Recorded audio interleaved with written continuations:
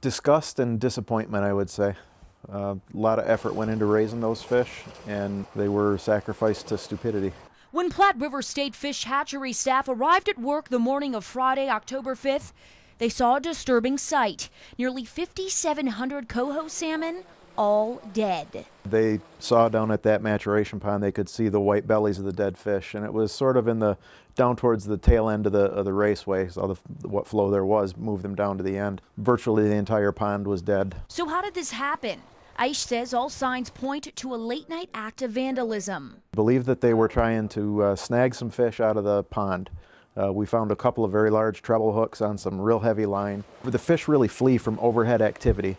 So we think what happened is they were trying to get away from the activity that was going on overhead, racing back and forth in the raceway, essentially depleted the water of what oxygen was there to the point where some of them became weak, drifted down towards the foot, plugged up the discharge end of the pond. When there's no water coming in, the oxygen runs out in a hurry, and then the rest of the fish in the pond died.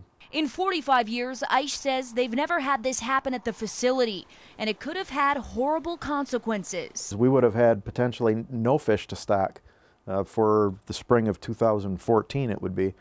So that means that all those guys that like going out there and chasing coho salmon around would not be able to that year.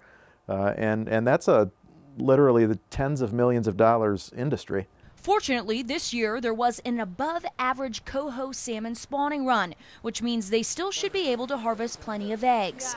And although they dodged a bullet, they still have beefed up security, and now they're actively searching for information on this incident.